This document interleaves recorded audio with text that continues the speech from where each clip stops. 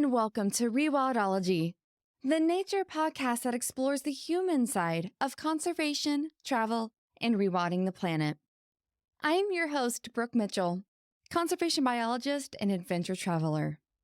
Antarctica's rich waters attract animals from near and far to feast on a bounty of available prey. From tiny zooplankton to large penguins, baleen and toothed whales take advantage of the surplus in food and gorge to their belly's desire. Cetaceans are not the only creatures drawn to the world's most remote continent in the summer months.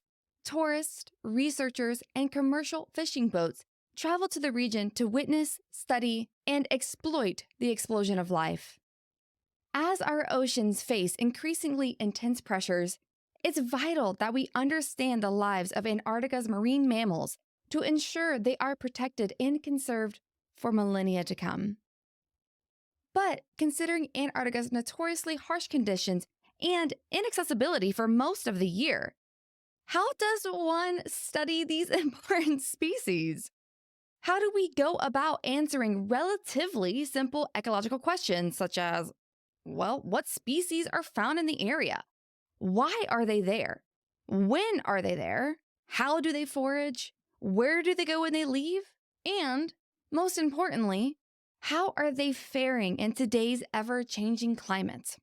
Today's guest has been asking these same questions for many years and shares his decades of knowledge with all of us. To learn about Antarctica cetaceans, I sat down with Ari Friedlaeder, PhD, professor of ocean sciences and marine sciences at UC Santa Cruz, and the principal investigator at the Friedlaender Bio-Telemetry and Behavioral Ecology Lab. Ari and I explore the foundational years of his life, including how his sports background helped him become a better marine biologist, when and how whales entered his life, the magical opportunity that began his career in Antarctica, all things Antarctic cetaceans, the discoveries he's made about whales through the use of innovative tech, how he started his relationship with the tourism industry, the cost and benefits of tourism in Antarctica, if the region's fisheries should be shut down or modified, lots of stories from the field, and how he's now shifting his focus to mentoring students and spending time at home with his wife and young children. I learned so much from Ari, and I'm sure you all will too. Please enjoy this exploratory conversation with Ari. Well, hi, Ari. Thank you so much in your busy day to come hang out with me virtually across the United States to have a very fun conversation today. I know we're going to have a blast. I can already tell. But before we get into the incredible stuff you're doing, and I know we're going to go deep in science and deep in who you are and your story. But first, could you tell me and tell everyone listening, in your mind, where does this all begin? Was there a starting day when you were like, hey, this is what I want to do? But from your perspective, where does your journey begin? It's a good question, and I'm excited to be here to talk about it with you. And I can't remember a time when I wasn't interested in nature, when I wasn't interested in animals, understanding what they do or wanting to protect them. I think over the course of my sort of academic life, I've chosen marine mammals and whales in the Antarctic and the places that I work. But very early on, I think I was pretty well directed towards studying nature in some way. And, I grew up and had streams in my backyard and was at the beach all the time. And frankly, my folks were the ones that just encouraged me to do the things that made me happy and that would actually make me sit still because I had a little bit of excess energy as a kid.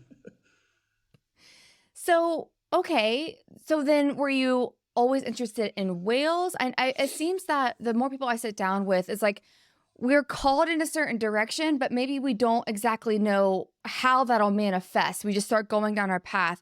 Was it similar for you, or were you like marine biology, freaking day one, this is what I'm doing? Was it like that for you or not?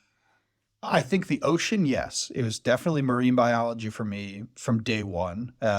Like I said, growing up around tide pools and things in the water were definitely on my mind. I think initially the things I was exposed to in books and television were things like sharks. I can vividly remember some, National Geographic or other documentaries about sharks. And, as a little boy, they bite things and that gets you excited. And so I think initially that's what drew me in. And honestly, it wasn't until I was an undergrad and did a summer class at the Duke Marine Lab, specifically on marine mammals, that they really took hold in my mind as something that I wanted to study and work on. Mm. And I think your story is particularly unique in the sense where you also an athlete in college. And I just out of curiosity, because I wasn't, I did other extracurriculars when I was in college. I mean, I was always athletic and I lifted a lot, and that was one of my ways of managing stress, but I was also a musician in my career. But from you, like you were a competitive athlete. How did you balance that? And you're reflecting back on it, was that an asset on how you went about your college career? Or what do you feel like the intersection between your athletic, your competitive career, and maybe going into wildlife? Was there an intersection of that at all? Yeah, it's a really good question. I think so. It's like all these things, man. The more you think about them or think back on them, the more I understand connections and sort of how things are connected, or yeah, where you get some of these insights. And so, for the work that we do, so specifically, we're going out and tagging whales, or we're taking biopsies from whales, working in harsh environments with a lot of equipment. It honestly, it is a pretty physical and a physically demanding kind of thing. Putting a tag on a whale, holding a 20-foot pole with a little tag on the end and trying to place it, in a relatively small area when you're on a boat that's moving, it takes some hand-eye coordination. It certainly does. It helps to be relatively strong. But more than that, I think the lessons of focus and working with a team were really things that I see the benefit of. When I'm in the pulpit and I'm tagging an animal or I'm biopsying an animal, I can absolutely tell you that I get into that zone that sometimes athletes talk about where things slow down, your vision is almost tunnel. You're on a boat moving around. I don't feel myself trying to hold on to anything. I don't notice the waves bouncing. My body is just in tune with it. And I'm so focused on what I'm trying to do that my body allows me that opportunity to do that and then take advantage of the situation. And I think that that's something you learn from being in pressure packed situations in sports, to be honest. You're working with something like a beaked whale that dives for 90 minutes and is at the surface for 45 seconds. You need to be able to react, to respond, to be prepared for when that moment comes. And just like in baseball, every pitch, you've got to think about, what happens if the ball comes to me? What am I doing? And you can't sort of take time off and let yourself get relaxed. So in that sense, I think being athletic and having that hand-eye coordination was really important. I also see or understand, being on a team and having people that have their roles in order to make things work. Oftentimes people will say, "Oh, you're the guy that tags whales. Like that must be awesome. You do great stuff." I'm like, "Well, let me tell you about everything that happens up to that point. That putting the tag on the whale is the very last thing in a long line of very connected and dependent sorts of things. The driver, the communication between you and the driver, finding the animals, understanding the animal's behavior, talking through all of these things, everybody knowing sort of their role and how to play in that role to make it successful is really critical. So I definitely think a lot of those were things that being an athlete and being in those environments and those situations helped me with. Initially, I remember I was in a lab where we had a lot of equipment and a lot of gear to carry, and my main function was, could you lug around this crap? And so I could carry a big cooler full of stuff, and I was like, great, we'll keep you around if you can lug all that stuff. Yes. I swear I'm going somewhere with this line of questioning right now. Yeah. Was there a point then in your college career where maybe was baseball more important and that's what you wanted to go down more? Or was this a side thing that I guess okay, if you put baseball and wildlife biology together, did you want one previously more, or were you always like, I always want wildlife biology? If you could go like reflect on like 19, 20-year-old Ari, what did you Yeah. want most back then? So that's a really good thing to think about. I grew up in an academic household. Both my parents, are professors working at university.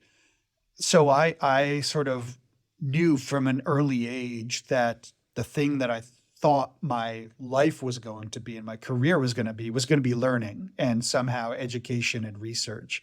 I definitely knew that baseball was an ephemeral thing and that there was going to be a time when I wasn't going to be able to do it. I can think of sort of two moments, though, that really, I think, shifted the balance for me. And during the wintertime, when we were training for baseball, I was really fortunate. There was a professional baseball player who lived in our town, and he sort of commissioned me and another couple of folks on the team to train with him in the wintertime. And so I got to see firsthand what a professional baseball player was like, how they trained, what their skills were like, how much better they were, what things I could be think I was sort of competent in or competitive with him in. And I remember, he was a slightly smaller guy than me. We played the same position and I could throw the ball harder than him, but every single other component of the game, an aspect of the game, I saw light years difference between him and myself. And I recognized in that moment, my ceiling for playing baseball would have been, maybe double A. I could compete professionally, but not at the highest level. And it wouldn't be a career. That didn't make the game any less fun for me. And then the thing that also changed for me was when I was playing right after college in an environment that was semi-professional rather than amateur. I saw how the game went from being a game to a job. And a lot of the innocence of playing it for the love of the sport and for the camaraderie, those were different pressures. It was, there's somebody on the bench that wants my job because they want to get paid to play this more, and I always enjoyed it as a competitive thing, but not as this is my livelihood, and I could see how people who knew that that was their key to either getting to a different place in life or, providing for their family. Like I didn't have that drive and I probably didn't have the skills, but at the same time, I wasn't the most confident academically for a long time in thinking that I was going to be able to do this as a profession and make a living doing it. And to be honest, it was the first people that I worked with, Ann Pops and Bill McClellan, who were the mentors that I learned from when I took this summer course at the Duke Marine Lab. They were the first people that I think really showed me that the things that I was interested in, the curiosity and that sort of wonder and that want to learn was something that that they valued, and that I started to see in myself, oh my gosh, like having those traits might be something that can make me successful in this. And having that boost of confidence that from somebody you really look up to and care about is a huge thing, and so those two things kind of happen around the same time where I was like, yeah, I'm not going to be a pro ball player. That's all right. But there's somebody that might believe in me to actually be an academic or, a professional researcher. Yeah, yeah. And that particular time in your life, I wanted to take a moment to chat about because I feel that all of us in our career are sometimes presented with a crossroads, or maybe there's an instance where we want two different things, or we feel like we're missing out, or we lost something really special and dear to us because of that. And I've met a lot of athletes that for some reason, or they had a major injury and they couldn't move on, or, something like that, where it almost feels like maybe things happen for the worst when in reality, when now that we're a lot older and can reflect back, it actually happened for the better.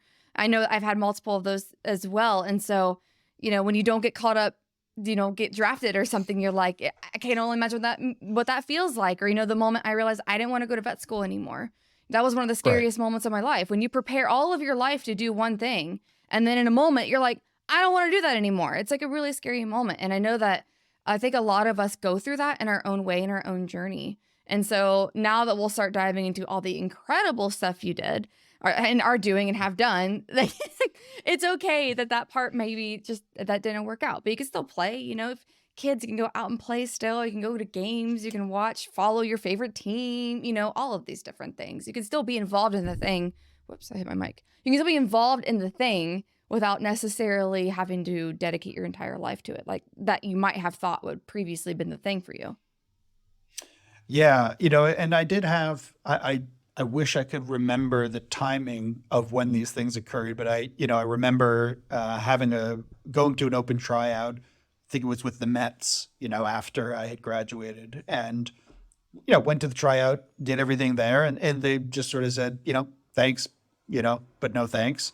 And I remember saying like, well, like, can I at least keep the bat? If you're going to crush my childhood dreams, I need to take something from you, So, I kind of remember doing that. And I remember driving home and calling my folks. I think I talked to my mom, and I had to pull over, and I was like, they didn't want me, and it was just straight up rejection at that point. And I felt awful. I was devastated in the moment, even though I knew, in my heart, I wasn't going to be a professional baseball player. But you think about, like I said, I thought about how much I loved doing it and competing, and to sort of have someone say, okay, well, you've reached kind of the finish line of what you're going to do in that was really painful. And then it really wasn't too much longer after that the folks in North Carolina got in touch with me and were like, hey, Ari, we'd love to have you join our lab. We got this grant. We'd love for you to come down and sort of, and work with us on this. And that part I can remember distinctly, and it was like on a Thursday. And I think we talked about this before. And I remember like being like, yeah, that sounds great. Like, what are we talking about? And they're like, well, how's Monday? How's Monday for you? I was like 4 days from now? They're like, yeah, like, why not? Come on down. And I was like, okay. How do I get there? They're like, where are you? You're in Connecticut? Okay. Yeah, you take 95 south to North Carolina, and then you'll hit 40 east, take that to Wilmington, and then that ends, and you'll see the university, and we're in the biology building, and just like look around for us. I remember being like, okay. And went home, and I was like, hey, Mom and Dad, I'm going to be going to North Carolina, so I can pack up the car and be on my way. And that was like literally it. And honestly, I think the fact that I then showed up was sort of like step 2 for these people of like, oh, okay, this kid's serious. Like, I guess we should figure out what to do with him. And is this when whales entered your life? Well, so that would have been after college. I did the course at Duke between my sophomore and junior year, and as part of sort of like my junior year abroad. And then I did a semester at sea where I learned to sail and do marine biology. And I think, those two things combined gave me that confidence of like, hey, I can do this. I enjoy this. I'm good at it. I kept in touch with those folks from the class during my junior and senior year. I went to a conference and met them once, I remember. And I just kept in touch with them. And it was a little harder back then because I don't know that we all had email. I knew I had an email account and I could check it, but a lot of it was, calling them or writing letters. And then, yeah, they just kind of took a shot on me. That is so freaking cool. So were you with them when you started to study whales then? Because I mean, that's kind of a jump, or did you like take a job with them after you graduated? Or yeah, how did you start to study whales? Yeah, so after that summer class, I went to my college and I said, hey, look, like I've done everything I can here in the biology department. I'm interested in marine biology and marine mammals. Can I seek these outside opportunities to do things? And they said, absolutely. We really encourage that. And so luckily the folks that I was working with in North Carolina, they had a very good colleague that was at the Mystic Aquarium who was their head research veterinarian.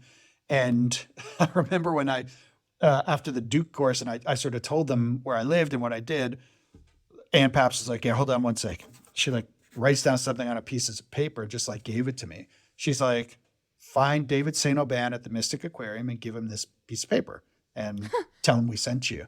And so I literally like did that. I went to the Mystic Aquarium because it was nearby where I grew up and I was at home in the summer. And I just kind of like showed up at the aquarium and I was like, hey, my name's Ari. I've got this note from Ann Paps to give to David St. Aubin. Is he around? And like, the person at the front desk like called back and I met this guy, David St. Aubin. I was like, yeah, so supposedly we can hang out, do something. And he just kind of like looked at it and laughed. And, there was nothing formal about it, but he was Right. like, sure, absolutely. Love to hang out. Like, let's find something for you to do. And he was wonderful. He was just a sweetheart of a person, and basically took me in as like an intern. And I got to see the husbandry side of working with live animals at the aquarium. I saw the veterinary side of it. I worked with stranded animals during the summer, and got exposed to a variety of things. And I had it as a job, right? It was like a structured time thing, and it's what I woke up and went to do every morning. And after that, then I was hooked. Mm. I've been so lucky to see all of these different things that you can do with marine mammals, from captive research to husbandry to veterinary work to strandings to field work. And I got to see it all and be mentored and guided through it with just some amazing people that were just willing to give opportunity. Mm. And it set the foundation for the next phase. So Yeah. the next phase, okay, how does one just randomly go to Antarctica as somebody who really wants to go and works in conservation tourism and still hasn't gotten to Antarctica?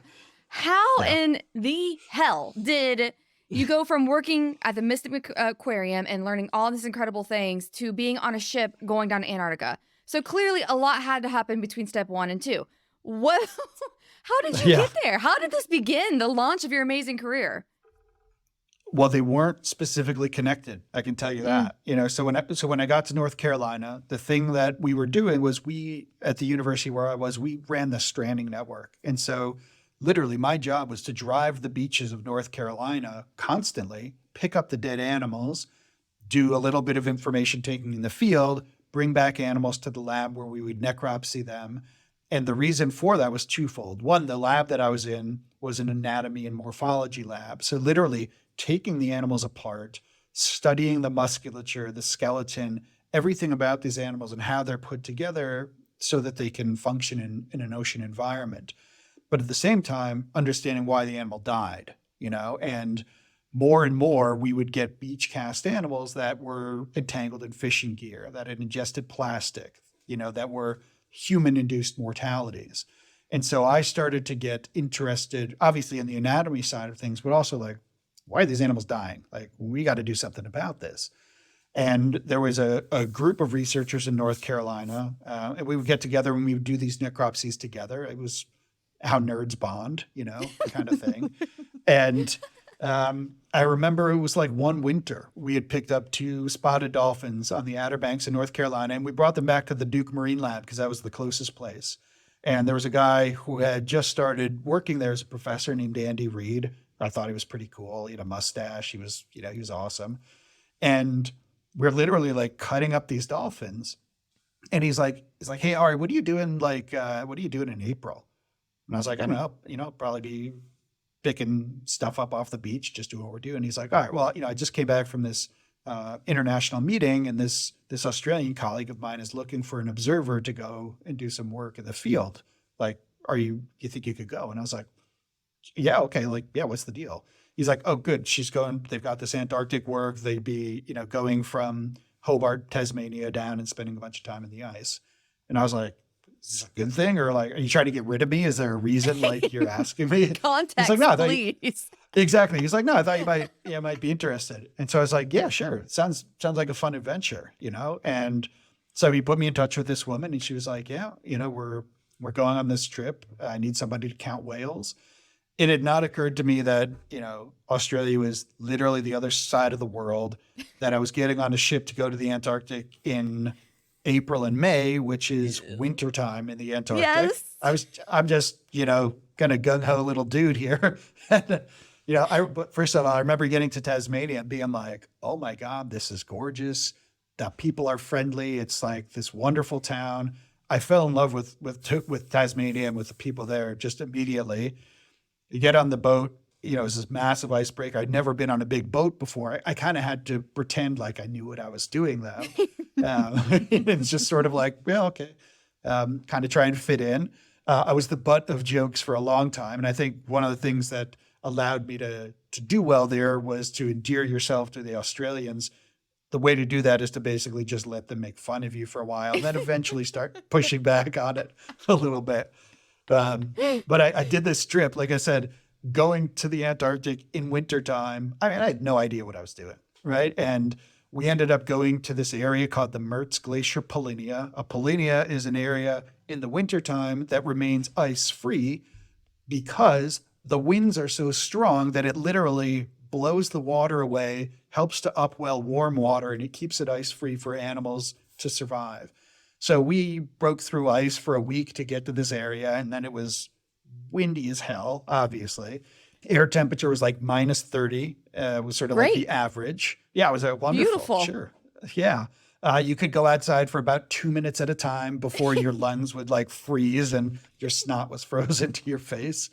And I probably saw a handful of whales, and it was like a 2-month trip. And I fucking loved it for some reason. I was like, this is the greatest thing ever.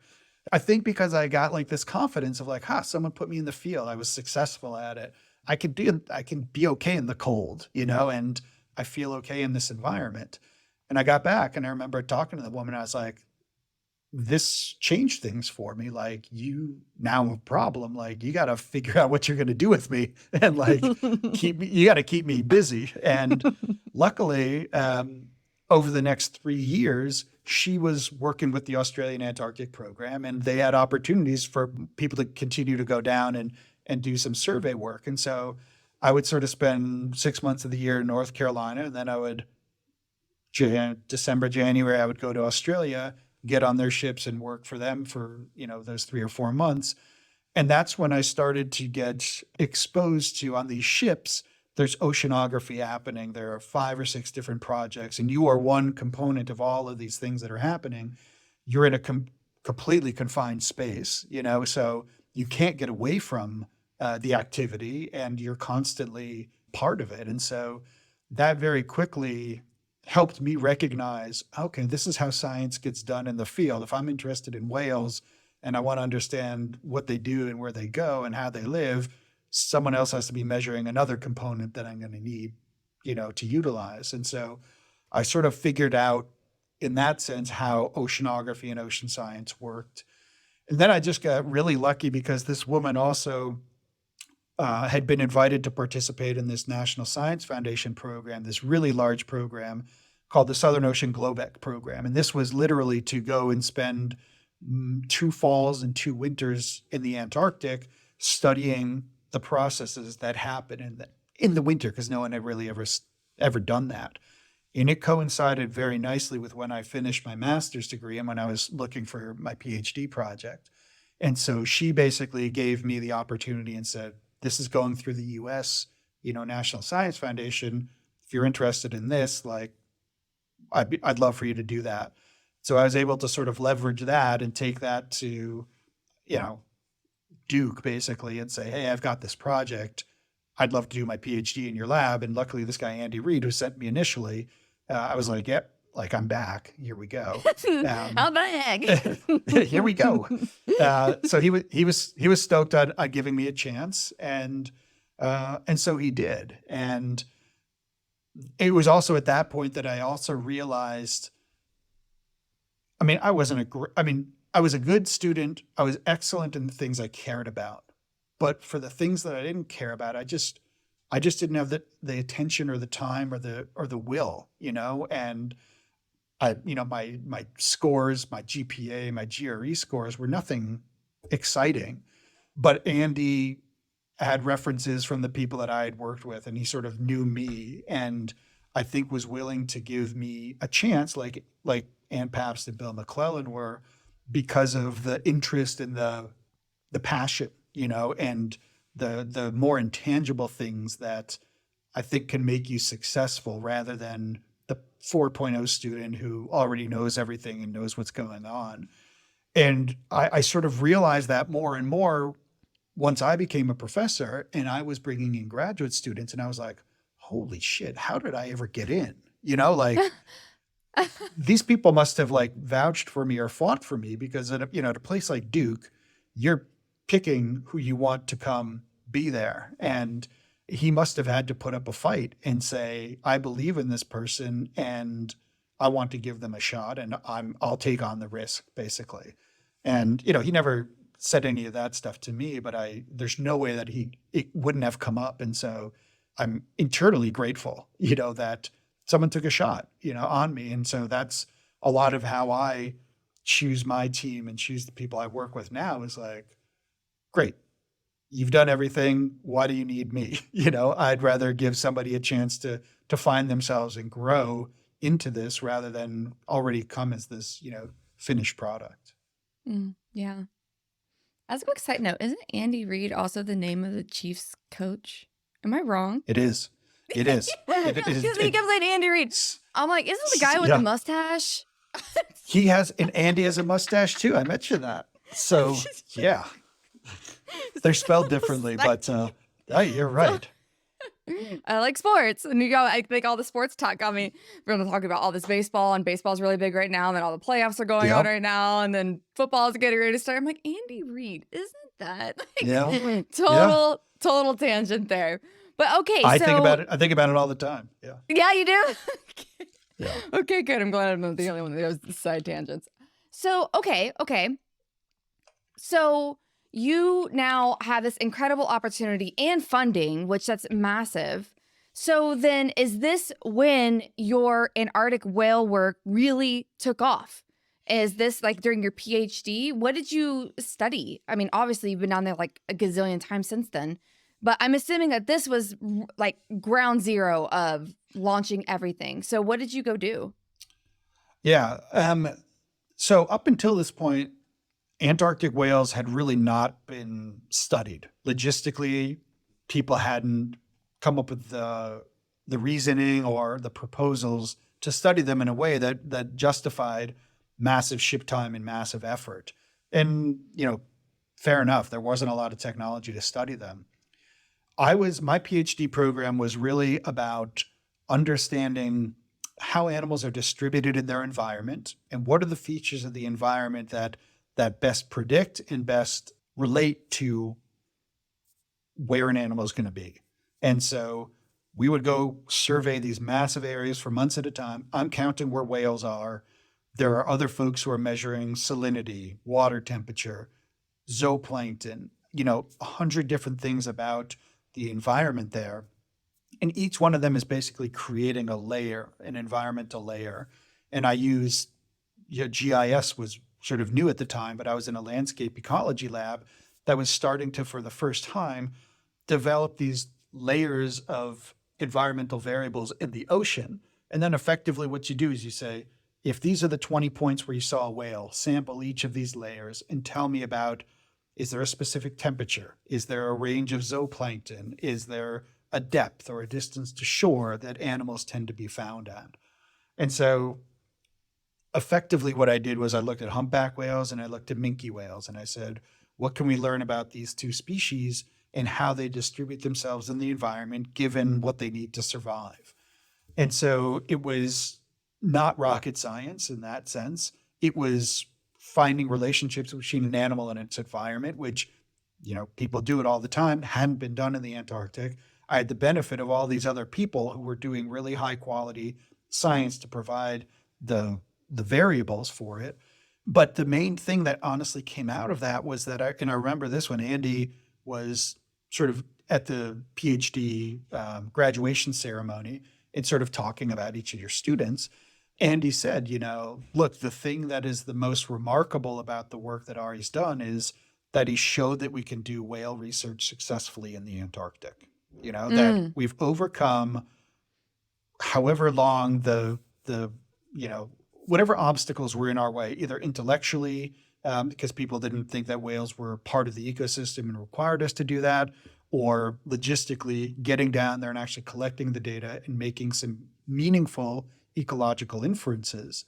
And I totally buy that. I wasn't setting the world on fire with the knowledge, but yeah, I showed that we can do this. You can go down, work in a difficult environment and learn something compelling about these animals.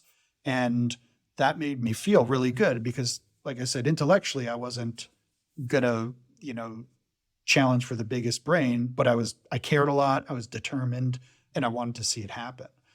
Now, at the same time as I was starting my PhD, when I was working in North Carolina, we started working with some colleagues that had developed this new tagging technology. And this is the first motion sensing and underwater and acoustic recording tags were just coming online around 2000, 2001. And again, serendipitously, we were in the field working on the same boat as this other group of people, this guy Doug Novacek, who was studying right whales and putting these tags on right whales. And, you know, the guy who can hold the pole, who's not afraid of, kind of getting knocked around and stuff, I sort of picked that up and said, let me give this a try. Came really naturally to me. I was able to be good at tagging these animals. That got me into this community of people who were interested in how do we use these tag data to understand animals. And so I had this Antarctic opportunity with whales, and I had this potential new skill and tool to study them underwater. The next step for me after I graduated was, how do I keep going to the Antarctic, understand these animals more, and make this what I want to do for the rest of my life? And so that's when we started developing a proposal to go down and put these tags on whales in the Antarctic and measure the prey around them and understand the relationship between the whales and their prey. And took a few years to write that proposal. I was a really precocious postdoc at that point. And I was like, here's the proposal. I want to submit this to the NSF. And people were like, slow down, man. You can't submit that. Like, you're a postdoc. You're not allowed to do this. And I was like, come on. I was like, I've done all this stuff. Like, I know all this stuff, So I literally had to go to my friend Doug, who was at Florida State, be like, hey, Doug, I got an idea. How about we submit a proposal to the NSF to go do tagging work in the Antarctic? And he's like, great, come down to Florida. Let's write this up together. And I showed up and I was like, all right, here's the proposal. And it's like, already done. Just submit it, please. Yeah. And Doug's like, absolutely, I'll do this. This sounds great. Let me look this over, make sure everything looks okay, But I was like, here we go. And, he helped develop the ideas, obviously. But we submitted that, and eventually the NSF couldn't find any reason not to fund it. It was like, it's like, this is an awful analogy, but it's like when you're really attracted to someone and you just won't let them reject you forever. And finally they break down and give you a chance. I felt like I'll go on the date. Okay, I'll go on the date. Fine. And I feel like the NSF was so begrudging of giving us this grant to go do whale work. So begrudging, in fact, that they said, great, we'll let you go to the Antarctic. Here's the catch. You can either go in May or June or not at all. And we were like, what are you talking about? There's no whales in the winter. How can we go down in the winter? That's going to be horrible. And they're like, well, take it or leave it. That's when there's ship time for you. God. And I remember we were shitting our pants, and we're like, okay, I guess we're going down in wintertime. And this is really where I think the most magical time of my life really happened, because we started combing through the literature, and the latest we could find anybody going to the Antarctic was March, and they were like, we saw some whale, and it was on a sailboat. They just wrote their kind of journals. We saw some whales in this place called Wilhelmina Bay, and we were kind of riding around here. This is where we thought whales were. And so we get down there in, May, and there's 5 or 6 hours of daylight. It's cold, it's dark. And we were like, are we ever going to find whales? Right. And they were, what are we going to do? And the ship kind of comes into this bay at night, and we're kind of getting close, and the captain's like, where do you want us to go? And basically I was like, the only place we had talked about that we knew was this place called Wilhelmina Bay. So I was like, we're going there. Let's get in as far as we can for first light.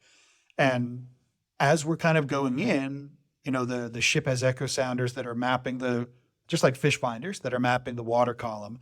And so whenever there's something that, bounces the sound off of it that's different density from water, it turns a different color. So, big red splotches would be prey patches, blue and green would be these little dispersed prey. And as we're going in, it's just kind of like evening time, and we're hanging out in the labs, and someone looks up at the monitor on the screen, and it was almost all red. And we're like, echo sounders must be broken. It thinks right. the whole water column is full of krill or something. And we all kind of like watched it for like a couple hours, and it was just like this red krill monster that went across the screen. And we're like, holy shit, are those all krill? And like we had no idea what was going on. Park the ship, wake up the next morning, and literally there are hundreds of whales around us in this bay, That's crazy. just snoozing and sleeping. We were like, what the fuck? Yeah, that gives me goosebumps. Yeah. And I was like, I think we're going to be okay, and then it was like, it just went off from there. Yeah. Oh my gosh, that is incredible. I mean, again, you've proven that you just made history there. I'm sure that was a new discovery. I mean, I'm sure that no scientist before had studied that particular phenomenon. So what species were there? What whales were there? So that was all humpbacks. Yeah. And so you're right. It was a phenomenon that we hadn't witnessed before. We had no idea that these animals aggregate down there. We had no idea that the krill moved inshore like this. And so it was really a blessing for us because we got to go down, discover, like you said, something brand new to science at a time of year where we had no idea what was happening. And so if you think about, like the feeding season or the season of an animal, we caught the tail end of it, and we're able to document it in a really rich and a very compelling and a very quantitative way that allowed us to then just start asking questions and say, okay, if this is what happens at the end of the year, we need to fill in all these blanks and figure out what happens in the time that leads up to this, and that's kind of what we've done is we use that as an opportunity to say we can tag whales in the Antarctic, we can biopsy them, we can measure how they interact with prey, and we've done it in a really quantitative way at this time of year. Now we've got to do it at all these other times of year so we understand sort of the bigger picture of how whales and krill function in this environment. So cool. Perfect segue to get real nerdy on science. So yeah, I've not studied Antarctic whales. It's just not been top of my to-do list, but I'm still just as fascinated about it, and why I love sitting down with experts, because we get to learn from you, from someone who has studied it.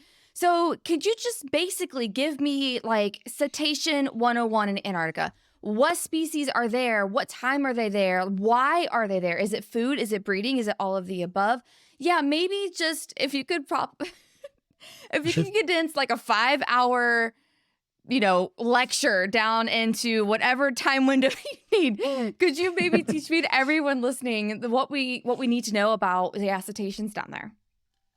Yeah, so I'm going to start about 35 million years ago, and looking at the beautiful abstract map that you have on your wall. Oh yeah. 35 million years ago, as the Antarctica's continents were just kind of, there we go. You can kind of see it. Yeah, so I can kind of see it if I can pull it up a little bit. There we go. There it is. Okay, so there it is. Okay. Yeah, so there's a whole lot of white space around the Antarctic right there, right? Yeah. Yes. There's not a lot of land, right? It's a piece of land with ocean all around it. So 35 million years ago, whatever it is, Antarctica finds its home at the bottom of the planet.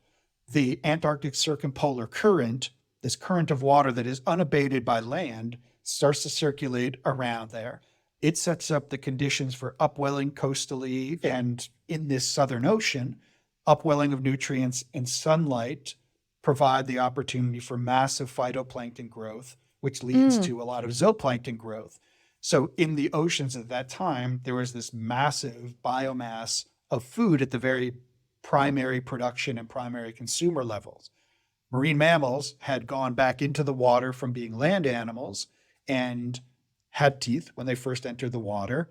The first evidence of baleen shows up in the fossil record about 35 million years ago, very likely as a response to the massive availability of very small animals in the ocean.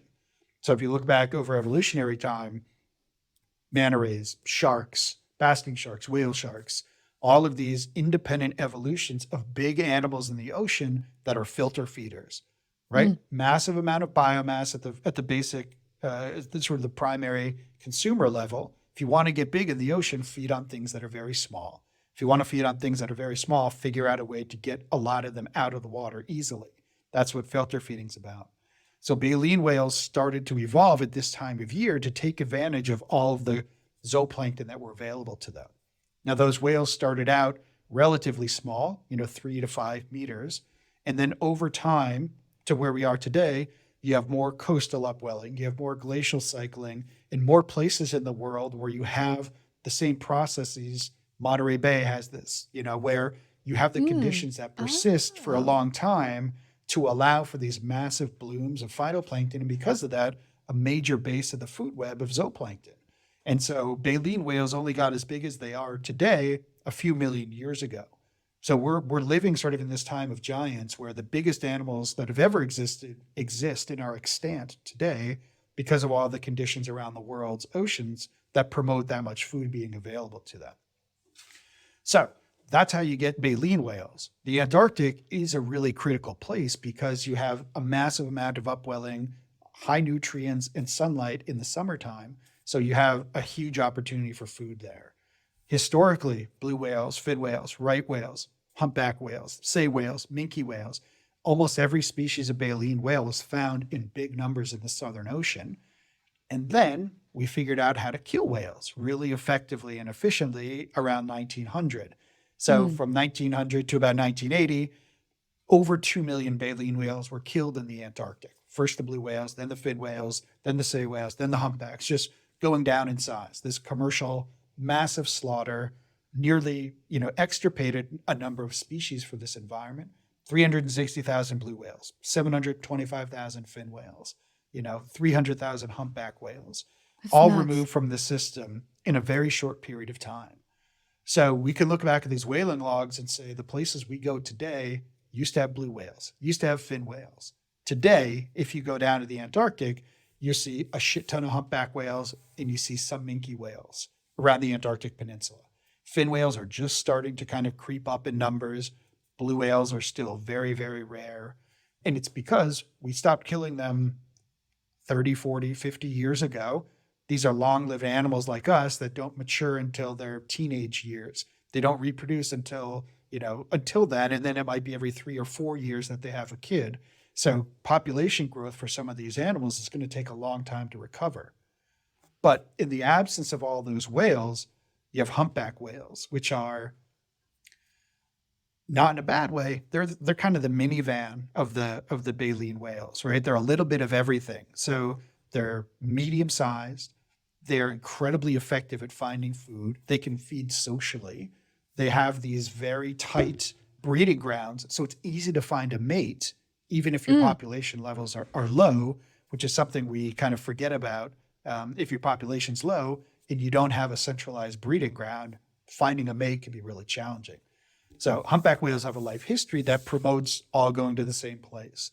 You're now in an environment where a lot of things that ate krill, like blue whales and fin whales, are gone. So there's almost an overabundance or a surplus of krill there available for you.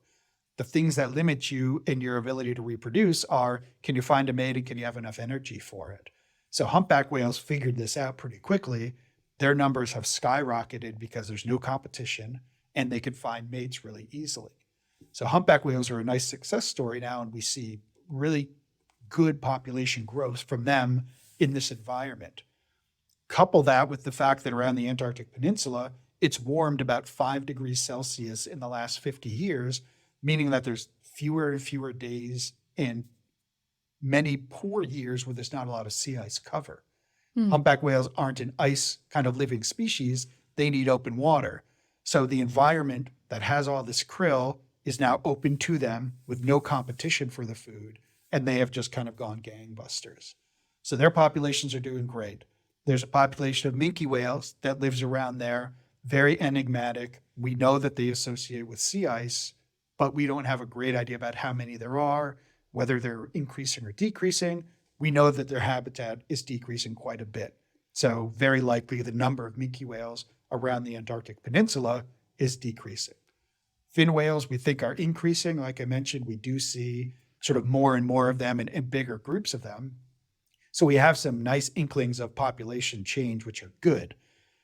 The difference is that we have to quell that sort of excitement, because as climate change and warming occurs in this part of the world, krill are very intimately tied to sea ice. And the fact that you have fewer days of ice cover and more bad ice years means that the standing stock of krill is being reduced. You don't have as good recruitment of juvenile krill when you don't have a lot of sea ice. So in bad ice years, you have fewer and fewer krill. And we actually see this manifest as lower reproductive rates in the humpback whales. So now we've gone from an environment where krill was this massive surplus to in really crappy ice years, prey is actually limiting, and it's limiting the reproduction in baleen whales. So you have this limitation or this decrease in krill because of global warming that's going on. And then, like, just for good measure, like, let's throw on some more human activity. There's a krill fishery that exists in this part of the world that takes relative to the entire biomass of krill, not a whole lot, but they focus in on these areas, if you remember, big patches of krill in the wintertime, right where the whales are. Where do you think the krill fishery goes? It does most of its fishing. It's in these same places at the same time of year as where the whales are feeding. So there's this direct competition for krill between a fishery and the whales, double that sort of with the climate change issue that we've got. And whales in the most pristine and wild place in the world are kind of getting, a 1-2 punch from climate change and krill fishing. And have you seen this in your career in like the 20 years that you've been going on and studying them? Have you started to like personally, because that's relatively a short amount of time, like 2 decades, it really isn't that long when we're talking about these timescales. Are you seeing a difference? Absolutely. When I started going down, 1998, 99, 2000, I can vividly remember when you're in the Antarctic, the backdrop is just this unbelievable spine of mountains and glaciers all around you. And you'd see very little uncovered rock. It's just all ice covered. And now you go down in the summertime, there are, muddy beaches. There are places that I know were ice covered and peaks that were white that are now just, kind of barren and kind of rock covered earth. And I have some colleagues that are down in the Antarctic right now doing some seal research. They had a day that was 45 degrees Fahrenheit, like What? 2 weeks ago. It's like 8 degrees Celsius below the Antarctic Circle, which is bullshit. It's like That's crazy. absolutely changing before our eyes, and yeah, so you see it visually, you see it in the species that are present now, you see it in the species that are having trouble there. And it's a place that's changing incredibly quickly. And what do you think then is going to happen in the future? I mean, I don't like to be all doom and gloom, but I also am a realist. Like what are you seeing? If this trend continues, what might happen? Good, bad, in between? What do you think? The thing that I think is going to continue to happen is, so the peninsula sticks up kind of north-south. And so you get this climate warming coming from the north, going to the south. So basically you have Antarctic conditions being pushed farther and farther south. If you think about the Antarctic continent, like it kind of looks like the Millennium Falcon from Star Wars, right? It's like this big Yeah, disc it with this does. one little thing sticking out, right? So that Yeah, little it thing does. sticking out is the peninsula. The rest of the Millennium Falcon is pretty stable, right? It kind of has its own atmosphere and circulation. It's relatively stable, but that peninsula that is open to the ocean, and that ocean that is warming, is creating more warmer and more moist conditions. It changes everything about the peninsula, and it makes it a less polar environment. So what we're going to see are things like humpback whales. Other animals that don't have a tolerance for sea ice are going to become much more present. Gentoo penguins, for example, a subantarctic species, have infiltrated this area. Adelie penguins, which are an ice obligate species, their distribution is being pushed farther to the south. Minke whales, ice obligate species, we're very likely to see their population get pushed farther to the south. And you will just have sort of an introduction of an ecosystem in an environment that's just not polar anymore. It'd be more similar to Alaska, than it would be to the Antarctic. And you put on top of that the fact that krill are really connected to that sea ice, displaced the peninsula that has historically been a source for krill for a vast area of the Antarctic and subantarctic. As those krill resources continue to decrease, you're just going to limit the amount of wildlife and amount of other animals that rely on krill to be able to exist. Okay, that's pretty scary. But again, reality is reality. So how Yeah. are you studying this? 'Cause I know you have your own lab now, and I dove really deep into all the things that you all do. So I guess how are you monitoring this, and what is the application, if that makes sense? Like, how is the science? Because I'm all about application. Like, Yeah. we can know everything, but until we do something about it, like, was it even worth it? So what are you like, what are the pillars of what you're working on, the projects, and how is that being applied to, maybe how can we make the situation better? Do we make the situation better? What governing bodies are making the decisions that might have some influence on what's going to happen with the wildlife down there? Yeah, yeah. How does that, what's the translation there? It's a really good question, and I feel more and more comfortable being in the position I'm in now to be a voice for that, given how successful we've been in our science and how much sort of credit we've garnered, you know. And so to me, there are two issues, right? There's climate change and there's krill fishing, and those are the two things that we know have immediate and negative consequences on whales, but also on the ecosystem as a whole. So I sort of have taken the opportunity to say, how do we minimize the impact of both of those? And so part of that is a bit of a long game of saying, how do we collect data that is going to show the things that we want to show that we know take a long time to be able to show, you know, like Mm-hmm. reproductive rates in humpback whales. We're going to keep collecting samples every year. And now we've got a 15-year time series where we can say, hey, look, when we see decreased population pregnancy rates, it's now linked to bad sea ice. We can make that connection, like check that box. Okay, krill fishing. We know that animals are now getting caught in krill nets, and we know that the krill are being taken out from an area not only where the whales are, but they're targeting the same types of prey, same patches of krill at the same time and place. Yeah, we've demonstrated that. We've put tags on whales. We can show that. So we've done sort of this first step of showing that there are these very direct connections between human activity and negative consequences. So now what we need to do is we need to work at the ground level, work with organizations that have a huge public, presence, huge social media presence, Netflix, BBC, National Geographic, WWF, all of these groups that are interested in doing natural history with a conservation focus. I provide opportunities for them to come work with us. They fund us to go put tags on whales. We get video from these animals that's never been seen before. We have an opportunity to engage with the public at a level that before social media, we would never have had the opportunity to do. We can create a base or a ground level that has the Antarctic on their mind, that understands what's happening there, that sees the animals even if they're not there. We can get some pretty compelling drone footage or tag footage to get people excited about these. Then the top-down approach is to say, okay, CAMLR, International Whaling Commission, the groups that manage the krill fishery, you need to consider the science that we are doing right now.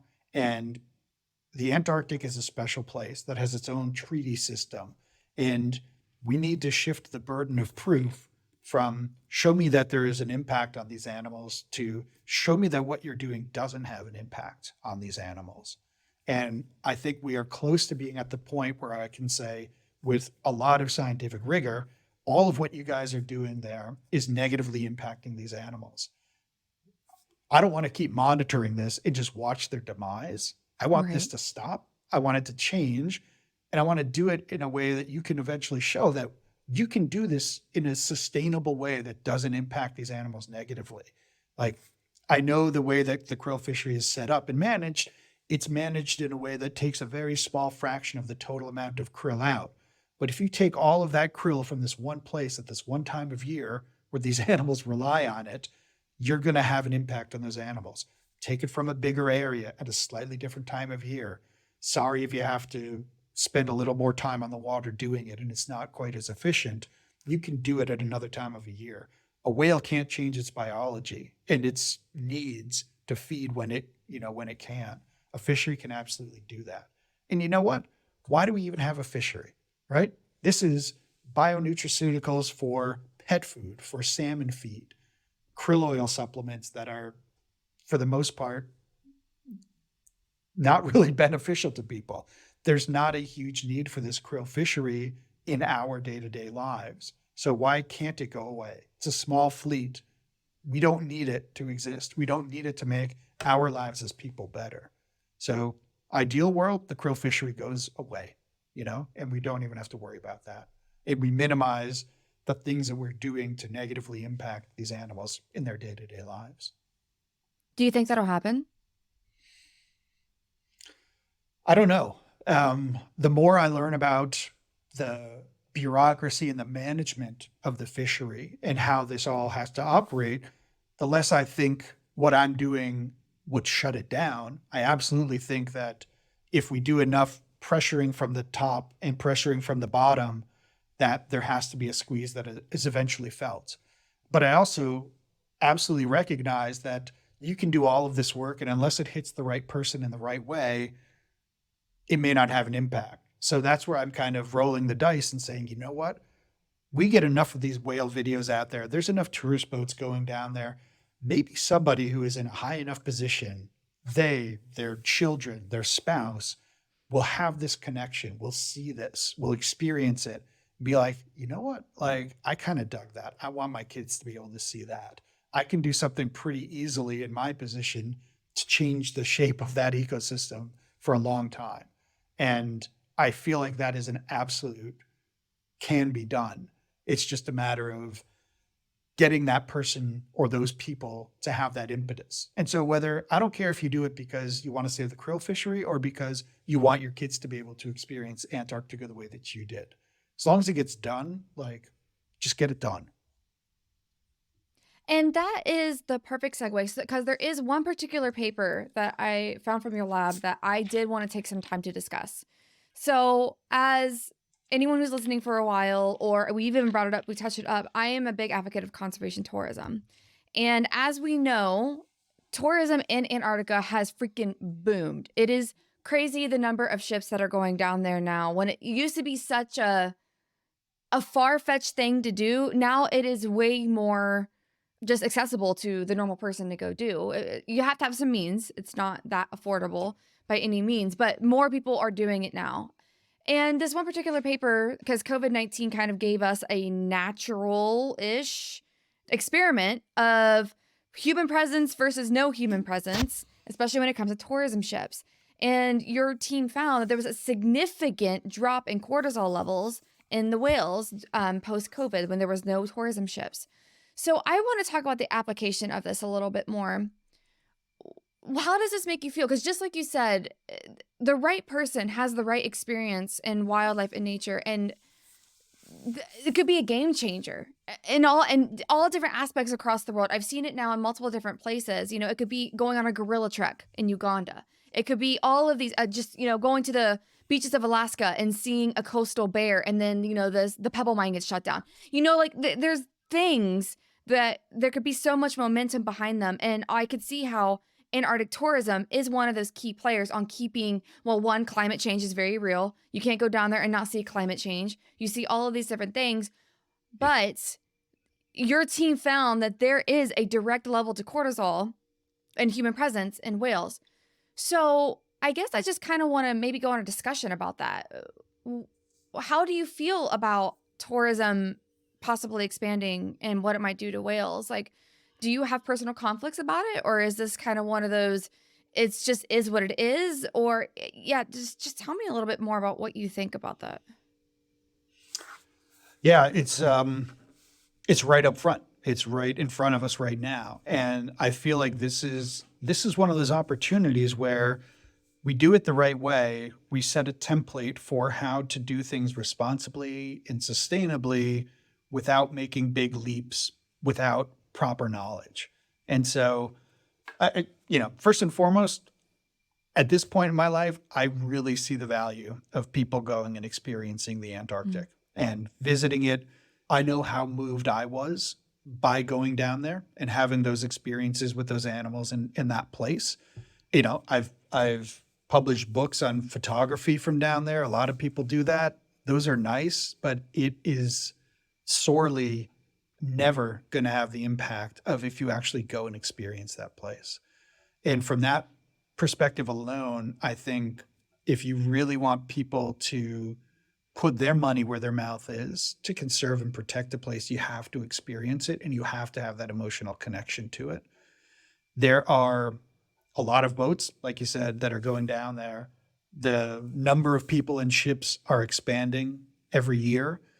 There is a group, the International Association of Antarctic Tour Operators, that is sort of, a self-governing body that sort of creates the guidelines for going down there and being responsible. We work directly with them. They've given us a couple of grants and fellowships. Like I have a student who is working directly with them to model ship strike potential in the Antarctic tourism industry and utilize the tag data that we have and all of the information from the ship traffic and put together an assessment of where and when whales are at risk from being struck by ships. And it works kind of both ways, where we can highlight the areas where the ships go fast, but there's not a lot of whales at that certain time of year, where we can say, look, the risk is very low because of these reasons. But in these other places, this is where you guys need to focus your energy on slowing down.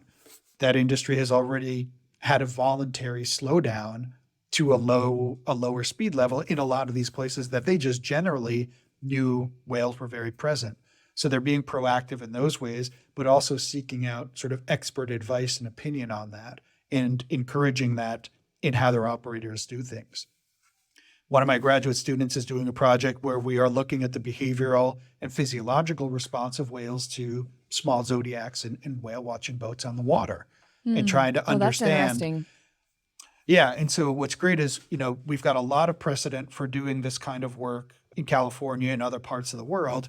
We want to do it in the Antarctic, but we want to be very specific and say, not all whales are the same and not all times of year are the same. These animals show up in the Antarctic in December, January. They've been fasting for 6 months. They are drained of their energy. Feeding is like the most important thing to those animals. So it might mean that those animals are very directed in their feeding and they might never get disturbed by a boat because feeding is the most important thing to them. Or if they do get disturbed, they're missing out on feeding opportunities at a critical time for them. And so we need to study this early in the season. And then let's say March or April, the whales have been feeding for 3 or 4 months. They're much more healthy and robust. Maybe they sleep during the day and that rest is critical. And if we disturb that rest, they don't put on their weight as efficiently. Or maybe they just snooze and they get so food coma that they don't even, see us as a bother. I mean, that definitely happens. But by working and doing those experiments, we can be dynamic and say, hey, look, in January, let's keep this threshold at 100 meters. But hey, look, by March or April, you can get a bit up close to these animals without affecting them in a negative way. And so being dynamic in how the human behavior goes on around them.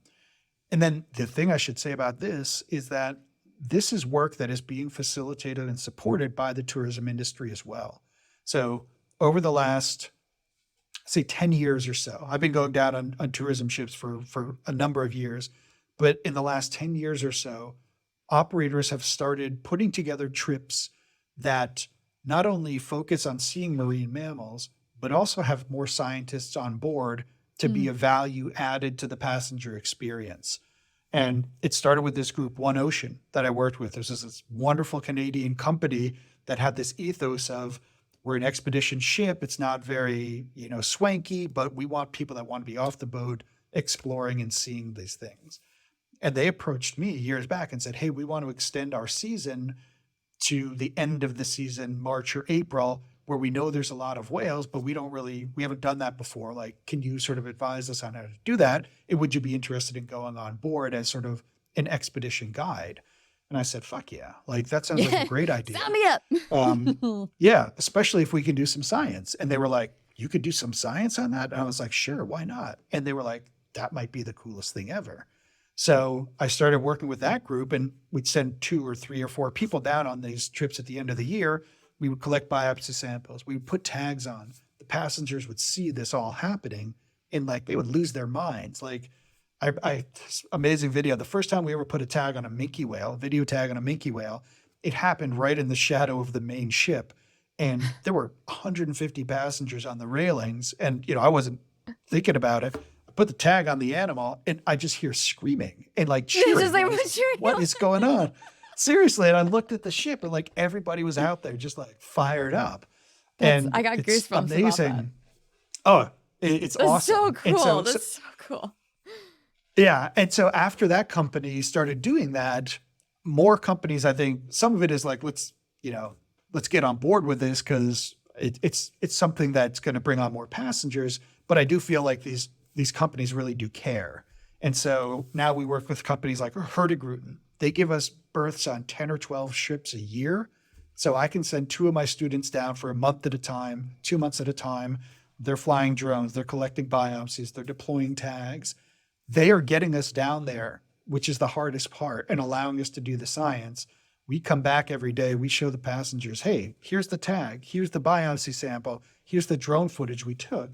The passengers see it as like this unbelievably cool opportunity to see cutting edge science happening right in front of them. So I have this faith and I have this positivity that as long as the growth is managed in a way that is based on the best available information and the most, like I said, burden of proof before, that it's the most, conservative, and that we don't do things until we realize that they don't have an impact. And we don't do things unless we are confident that it's not going to be sort of a negative for those animals. That this tourism can be a really valuable tool to get a whole army of people that leave this trip completely changed, completely like wanting to think about what they can do so they can either come back, share this with their kids, support research, or do something legislatively to say, hey, look, I had this experience. I wanted to be around. What do I need to do? Who do I need to talk to in order to have that done? So I try and think about all the positives, of it. There definitely are negatives. Obviously, you can't have a lot of people and a lot of ships down there without a big carbon footprint, without the opportunity for there to be something that humans leave other than footprints down there. But the number of places that are visited relative to the entirety of the area, I feel like it's worth having those places that get compromised a little bit in order to save the whole. Yeah, and I think this is a perfect opportunity. I'm so glad that you brought all of that up because I've sat down with a kind of a counterpart in your field, Alison Cusick, in episode 75. She studies phytoplankton off Hurtigruten ships. And then I sat down with Daniel, the CEO of Hurtigruten, as, being a leader in sustainable cruising. And so it's just so funny. And I met you all completely in totally different ways, but there's all these overlapping connections. And then, Michelle LaRue, who studies seals and penguins down there and uses a lot of satellite imagery. She's partnered with Lindblad expeditions too, and goes on those ships too. So it's just so cool. This is why not the reason, but one of the main reasons why I loved and I switched my career to conservation tourism is because of this reason. Because, being a scientist, I saw that, okay, this is literally putting our money where our mouth is and monetizing essentially these areas and seeing the impact of that and how much people are moved and then the impact that happens after everybody comes back, So, yeah. I absolutely love that you brought that up and that you've seen the impact. I mean, so you said for 10 years now, you've been going down on ships. How many expeditions do you think you've done? If you could just give like a ballpark number.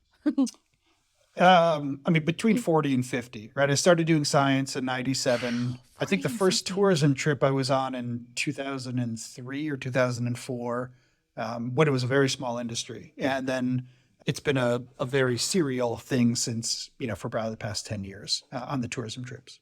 Yeah. That's so cool.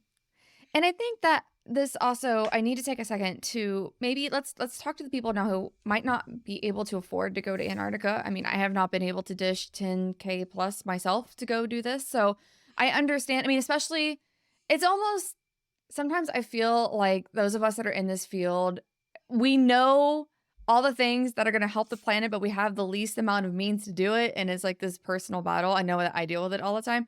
But for those of us that might not be able to afford a trip anytime soon, maybe never, what can we do Is there anything that we can do from Canada, US, UK, Europe, anywhere else that might be able to help with our whales in Antarctica?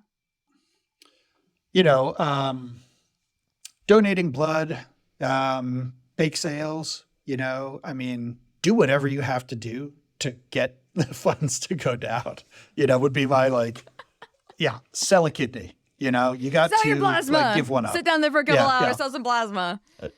Yeah. I absolutely do recognize that there is a very thin crust of the population of the planet that gets to go down and experience it.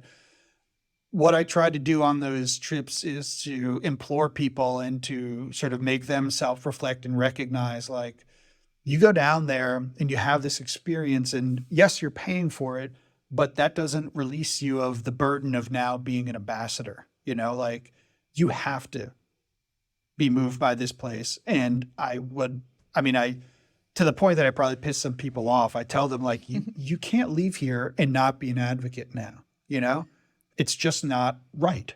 And if you are going to be a person that takes from this environment in terms of getting down there and having these experiences, you need to pay it back, So that's what I try and do with the passengers, like I said, that are on those. But I struggle with how to emotionally connect with the vast majority of the population and people, like you said, that the passionate people not tend to be, but there's a huge amount of very passionate and willing and wanting conservationists that just can't simply afford to go down there.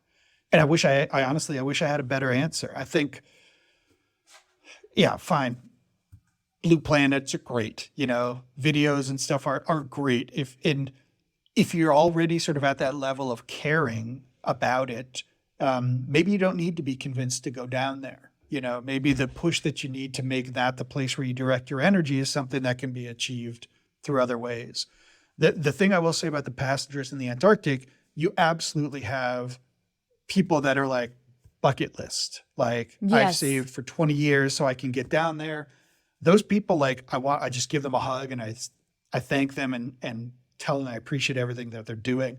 It's the families or the groups of people that go down that are like, that was the last place I hadn't been to, or like, we're here because we can be. Like, those are the people that you need to change their mind and tell them about their responsibility, now to do more, with what they have, because those people have a disproportionate impact on what happens, in the planet in some ways. And so I feel like that could be a negative, but it can also be a positive, I feel like since we're so ingrained in this field, and it's the people who are not in this field that we need to create warmth in their heart to come around to these kinds of things, to have more action in this, and just finding the way or sharing the Blue Planet or something just to start to plant the seeds to change someone's mind, not come up to their face and be like, sell your gas car right now because you're ruining the planet. Like, that's not going to work. It's never going to work. Accusing somebody of their way of life is never going to change them. And I try to tell people that all the time. It's like, meet them on their level. What are they going to care about that we can just maybe just a little bit here or there that's going to help them maybe just live a little bit greener life, because then all of us combined, then that's when real change is going to happen. And then, if there is somebody that you do have the means, that maybe if somebody listening has a grandparent that's rich and they're like, let's go on a vacation, like, let's go to freaking Antarctica, that'd be sick.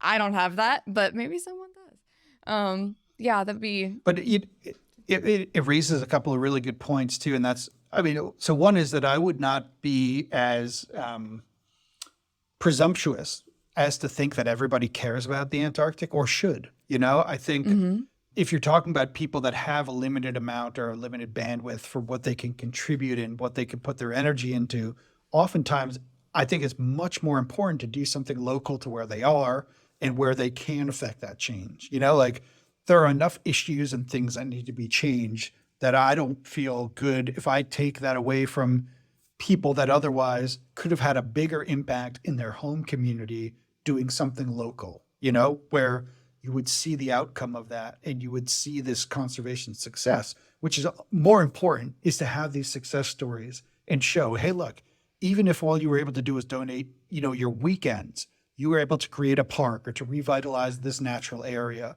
and celebrate like that victory and that win and have that be something that you can be proud of and that other people can look at and see that it gets done. You know, the Antarctic is a faraway place and it's a big shit show of an issue, but do what you can at home, you know, and in the places that you care about and that you see every day.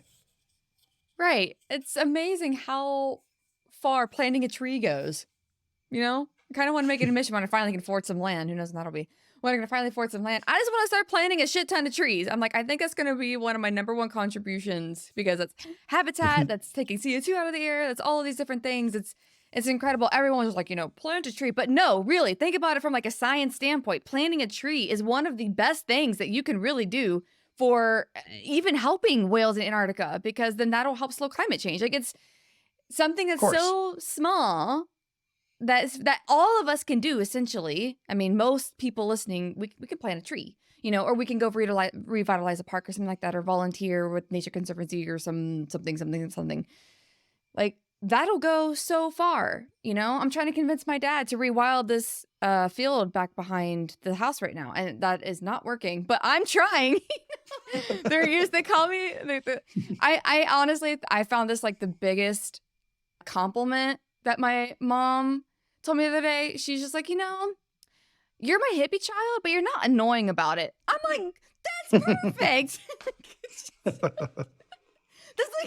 That is like the best compliment I've ever heard. Yeah, you like love the earth and you're a hippie child, but like you're not annoying about it, you know? And I think that just goes to show that the way the message that you're perceiving in the world and how you're talking to other people goes far, and people, they pay attention to that, and they see what you do, they respect what you do, and you know, when you walk the walk and you talk the talk, that goes really far too. So yeah, no, that was fantastic. And then so let's take a second to switch back to you for a moment, because everything we've talked about is just incredible. You've been down there 50 times, like you've done all these incredible things. You're leading lab, you are being interviewed by these big outlets, like, you know, everybody knows who Ari is. So I know from personal experience, because I'm a person and you are as well, that not every day is beautiful, that there are some times in our career or our life or our journey that is very hard to overcome.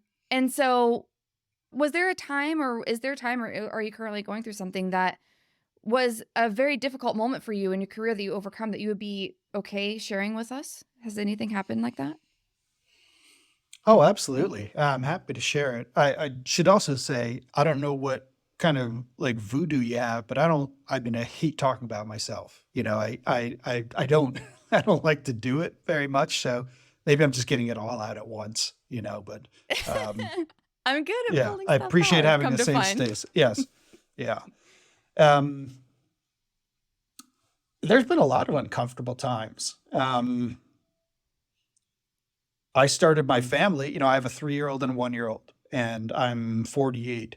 So I didn't have kids until a little bit later in my life. And I think one of the benefits to that was that I realized in a very selfish way that in order to do the things that I thought needed to be done for me to be successful, I needed to bust my ass, be in the field 6, 8 months of the year, doing all of that work. And that had to be my primary focus.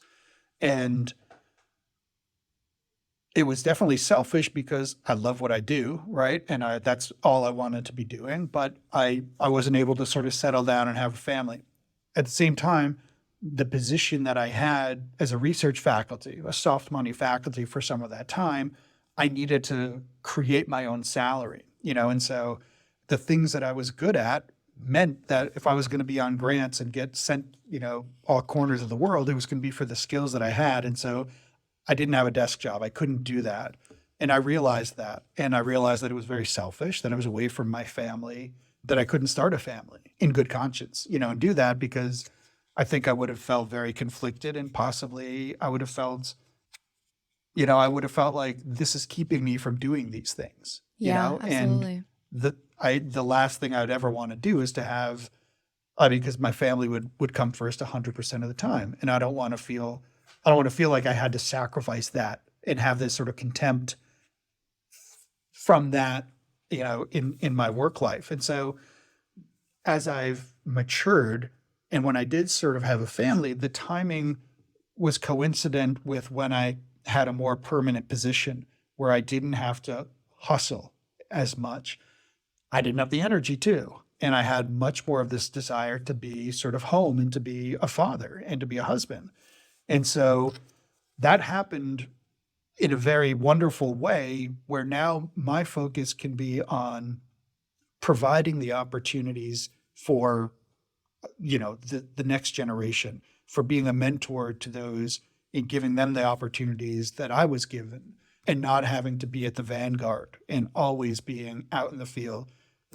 It means I don't pick the crappy trips. I don't go on the boats that leak. I only go on like the really nice trips now that like fit into the schedule nice and neatly. And, I do appreciate that benefit of it, but I feel so lucky that I've been able to move through my career without feeling like I had to sacrifice something permanently, and that things have worked out and timing wise and professionally for me in a way that I'm really, really incredibly grateful for.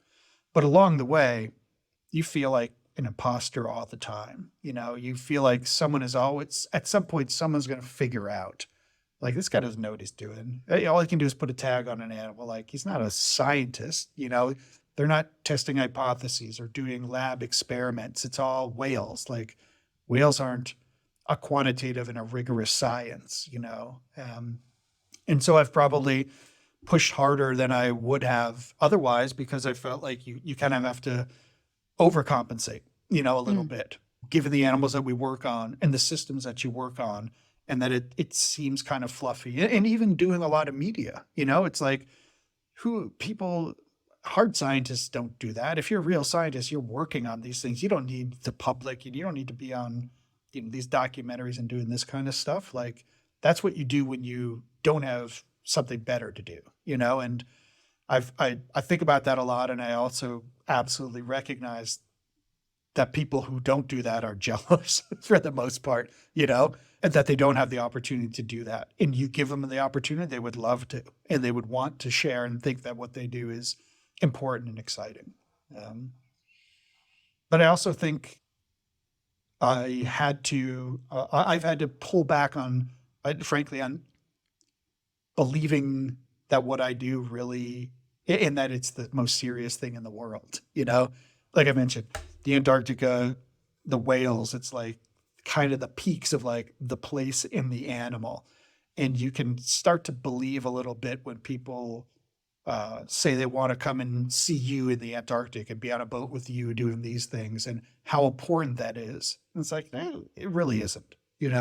What you do at home is important. The people in your lives that you impact and provide for, like, that's important, and I definitely probably fell victim to that a little early in my career when I didn't have sort of that other side of the foil to sort of check me, and you believe, I'm getting these grants, I'm writing these papers, I'm in, I'm on these shows and stuff, like, I must be hot shit. It's like, no, you're not. Like,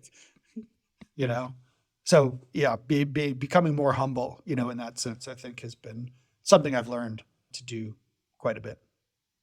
Yeah, that's so great. Being humble is one of I think the best qualities we can get. And it's just amazing. Like, when we're 22, we all think we're hot shit. It's fine. And then we all grow up, we're like, yeah. No, wow, I was humbled hard there. Okay. Yeah. And then on the flip side of that, what are you most proud of? I guess definitely there are some things I'm most proud of science-wise, and there's things I'm most proud of, outside of my science, for sure. I think I'm most proud of the fact that I'm in a position where I can mentor and provide opportunities for other people right now, and that I'm not doing something just to fulfill my own interests and needs, And honestly, it's actually pretty parallel because, I'm most proud of being a father right now, and being a dad, and that I feel like at least I haven't screwed that one up yet, but that's too early to tell. It's too early. Well, I don't know. I see some qualities. I'm like, oh boy, here we go. But I know. I'm most proud of being a provider. At this point, like I said, either for my lab and the students that I can give opportunities to, and create an environment that people want to be part of. That people feel good and included in, and safe. The other thing I'll say that I'm kind of really proud of is that I haven't let myself kind of be bound by being a scientist in the traditional way. So I grew up, my mother is an art museum curator, my father's a physician, and art and science coming together and meeting and being complementary was something that I kind of grew up with. And my mom started this really amazing project with medical schools where they get first year medical schools to come into the art galleries and learn observational skills and ways to describe what they're seeing that can then be translated to being observational skills as a doctor. That's so Either cool. looking at a pathology slide, or a skin lesion or something, but different ways to think about what you're seeing and describing it. And what I've had the opportunity to do in the last several years here is to become much more intimate with the art community here. And we have the Institute for Arts and Sciences at UC Santa Cruz, and I've been able to collaborate with a couple of artists here and to put together new exhibits and come up with novel ways of thinking about how you translate information and provide it to people in new ways. Wow. I think it's super naive and a bit hubris to think that just because you're doing science, that information can get out to people and everybody's going to absorb it in the way that you want them to.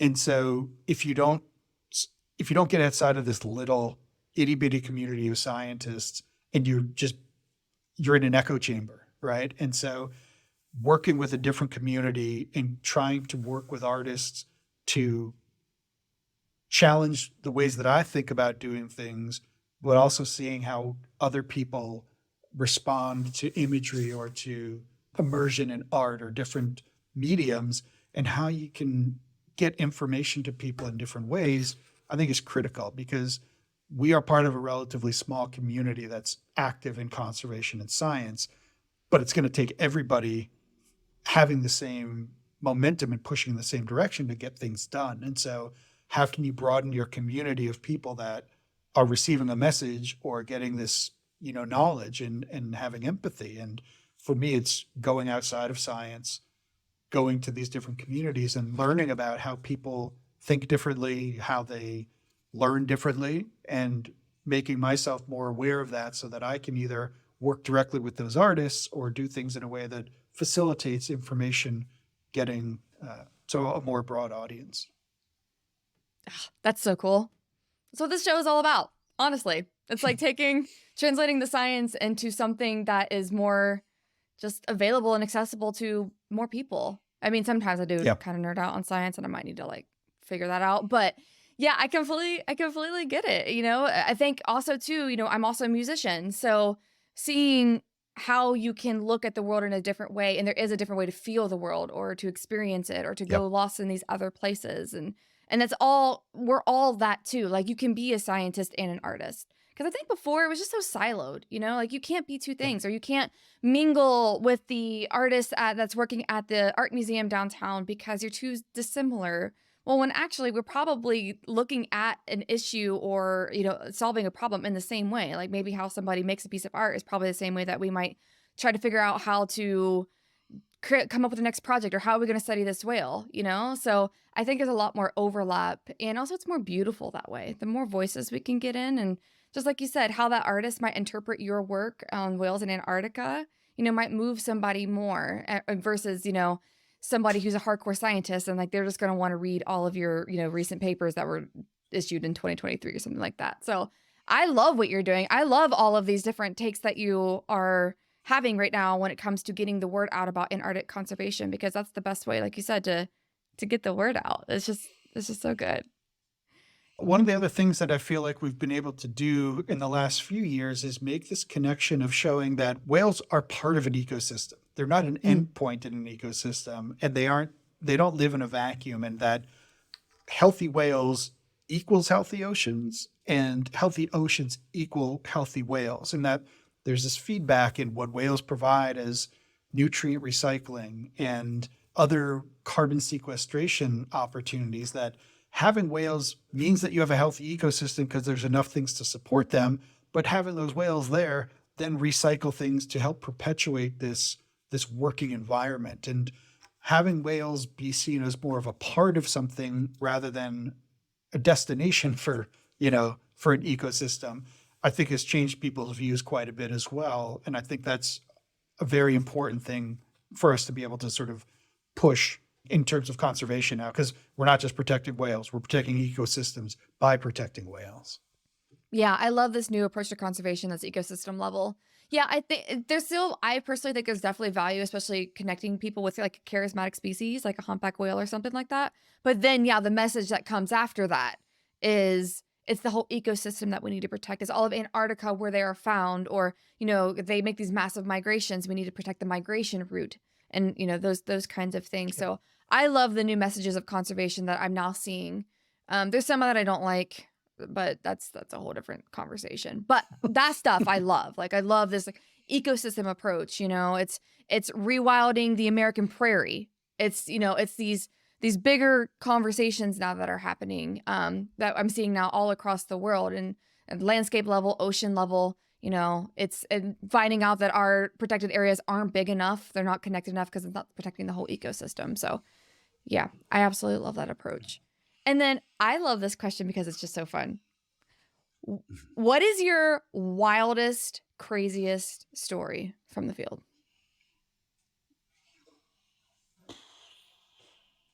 That you What can or can't share. audience are we? I was going to say, what audience are we making this available for? Whatever way is not going to get you in trouble. I don't know. That's no fun. That's no fun. Though. When I say that, whatever the story is that comes to mind, that's the one I want to hear. I will tell you about the most magical day that I had working in the field. And it was February 14th, 2014. I mean, I remember absolutely everything about it. It was a trip that we were on. We had been given a small amount of ship time to look for Antarctic minke whales. It was a species we had never studied because people said they are super skittish. There are not a lot of them. They don't come near boats. It's a kind of a waste of time. We're never going to understand them. Somehow I convinced the National Science Foundation to give us a little bit of time to go see if we could do something with them. We'd already figured out humpback whales, they sleep, we can work with them easy, and we were in Wilhelmina Bay, this place that really was an incredibly special place for us. And I was on this trip. I had my mentor, Andy, Doug, my buddy, Dave. I had people that were my colleagues, my friends that I wanted to be in the field with. And that's the other thing that I am really proud of, is that I'm able to do work with people I care about, and that, we kind of have a no asshole policy, in our little gang of people we work with. But anyway, so we woke up this morning, and I remember we were on the bridge of the ship, and way in the distance, way deep in the bay, one of our graduate students, this woman, Rennie, said, "Oh, I see some blows. There's small blows back there. What are they?" And we all started looking through our binoculars, and we're like, "Oh, it's probably a group of killer whales." Like, "Oh, pretty cool. Let's keep an eye on them. Let's move in the bay a little more, see if we can get to them." And as we're kind of looking through the binoculars, there's just like more and more of these blows. And I'm like, I'm not seeing any big dorsal fins. Like, does anybody see like a big dorsal fin? Like, I'm not sure they're killer whales. Like, what else could they be?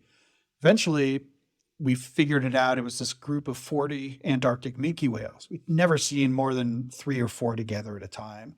Wow. Put the small boat in the water. I was like, let's get the fuck out there. We've got to like book it to these animals.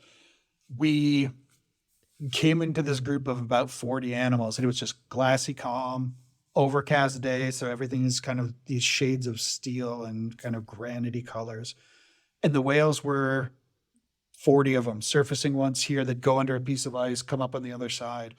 And we had no idea sort of like how to engage with these animals, and like whether or not we were going to scatter them by kind of approaching them or whatnot. So I was like, let's just try and ease up next to them sort of. And before we knew it, and so I'm standing up in the pulpit, the boat, And before I know it, they're literally like whales bow riding under the Zodiac. And we're just cruising. And like everything is quiet, everything is calm, except there's 40 whales around us. I mean, 2 feet away. You could just reach down and touch it.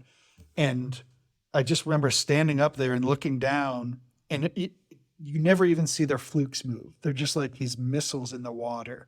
And I started seeing each animal as an individual. I'd never been that close to them before. And I'm like, there's these unbelievable intricacies in like their pigment patterns and the diatoms on them and the scars and the little nicks on them. And I was like, I'm seeing these animals for the first time like this. And they're letting us kind of be one of the herd, And we had this, I don't know, 3 hours with them, just cruising around with them. We put a suction cup tag on. We emptied all of our satellite tags on these animals. And they were still with us. And it just was one of these remarkable days where I saw something I'd never even imagined I'd ever get to see, let alone that it existed. But also this feedback of we were something of interest to them. We weren't a threat. We weren't an annoyance. We were just kind of there, and they were curious. They were rolling over, looking at us and engaging with us. And it just gave me this perspective of like, we're definitely not the norm here, but they don't see that as anything more than a curiosity, not a threat.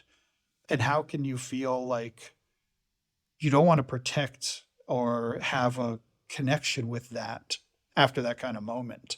And especially with these animals that are just totally unknown, understudied, but are out there every day, and we just got a little magical moment with them that like changed my life in a lot of ways.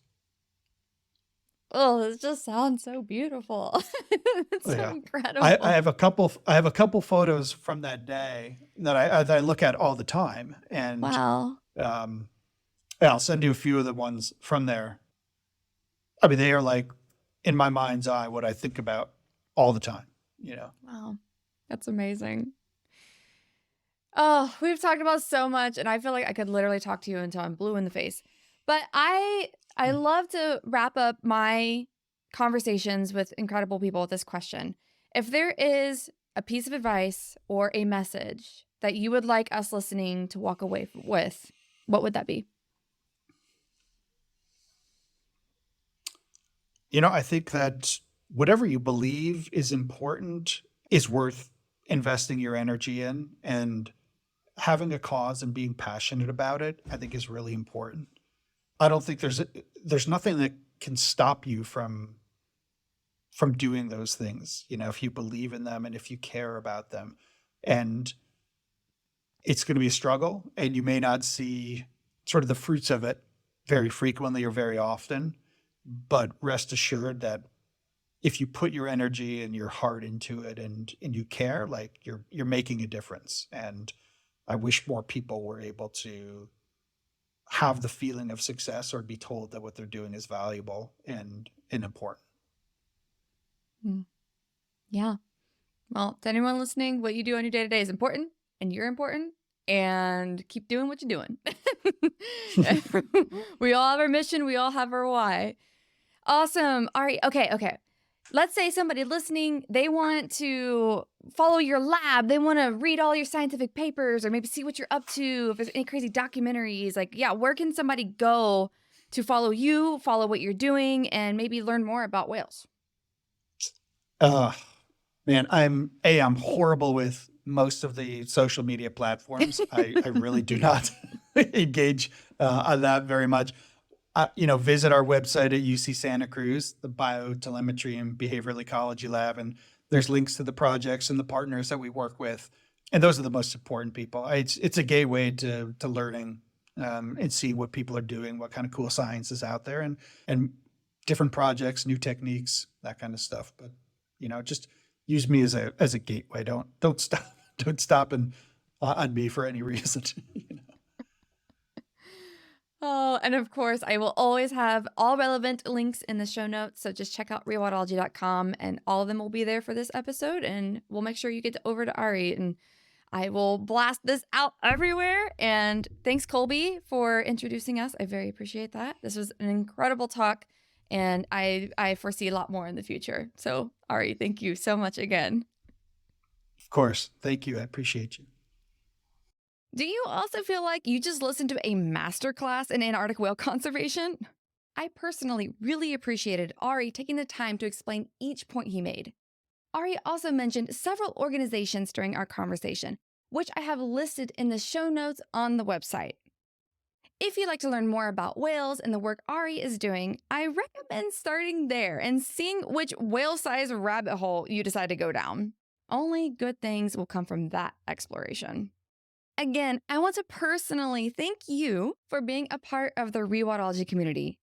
Please consider supporting the show however you like, whether it be by subscribing to the show on your favorite podcast app, signing up for the weekly newsletter through the website, following the show on social media. We're even on the new Threads app, so please join us there, sending a donation to help keep these stories on the airwaves, or purchasing a piece of swag to show off your Rewatology love to everyone you know. Lastly, I want to thank Focusrite for powering the podcast sound. To see the Focusrite gear I use to record the show, head on over to rewatology.com and check out Nature Podcasting under the Resources tab. Until next time, friends, together we will rewild the planet.